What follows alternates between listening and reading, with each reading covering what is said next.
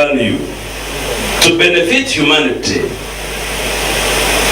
he gave us the following. One, he gave you that body. Take care of your body, without which you can neither be nor do anything. Omuleberezi yashabe myeto kwejumbira mu bintu biri kureta entunguka omubyanga byabo kandi barinde amagara gabo gatawerekerera. Young people, those of you who are smoking, sniffing drugs, humanizing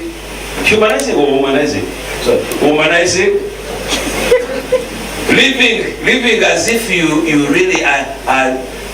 One of the assignments is to destroy your life. There are those who are busy destroying their lives.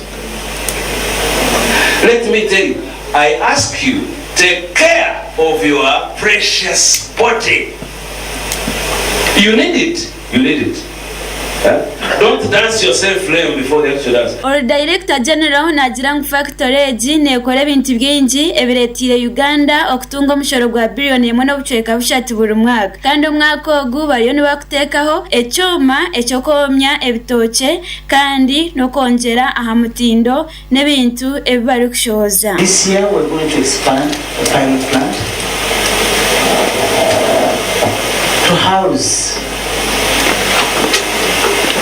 a very powerful drying process that will bring you matoke muumbo to table. That drum drying process. We are going to automate all the processes in the primary processing and increase the drying capacities, bringing our value of dried stuff from 1 ton, 0.5 to about 10 to 15 tons. Orgomuzwecherwa wa Minister of Science, Technology and Innovation kandi ayabaryo mujenye mukuru yashabe bembezi ba fakitore okureba ngo ebizibe biri kugarura fakitore nyuma babirwanisa. Especially the farmers of Toke or Matoke. I'm glad that they are here today, all represented by their cooperatives. So there's an issue of beneficiation arising out of this plant. How much of it is reaching out to the local people?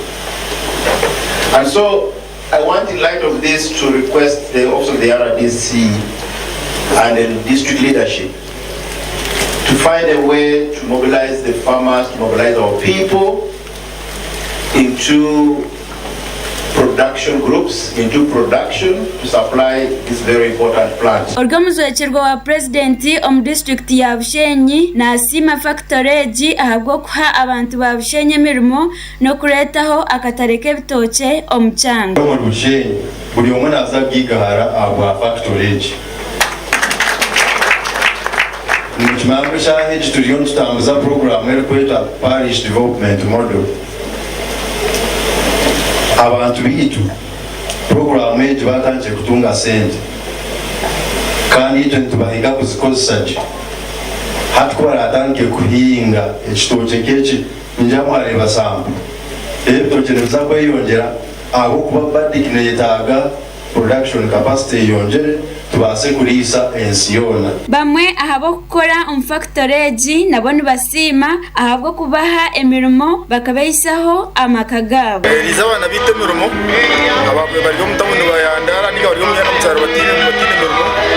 Ecya kabiri Bushenyi ndetse tu ya mbere uzo mu mwanya bwitomu emere itakunzi nekorabura emuritoke ntugoromu societe rafuri twagirasi twatungu umuritoke ngire mwaka sente nasomesa mwizukuru wanje yazwara diporo nakora kasente nago nayombeka mwaka kutura. Fakitore ekatandikwaho ahabwo kwenda kuretaho akatare k'ebitoke omu bahingi omu district ya Bushenyi kandi no kwenda ngo abeji abamatendekero gahiguru bakorera research aha bitoke ekibesire Banana Industrial Research and Development Center. Gasha kwa Glorious Rukundo omu Bushenyi.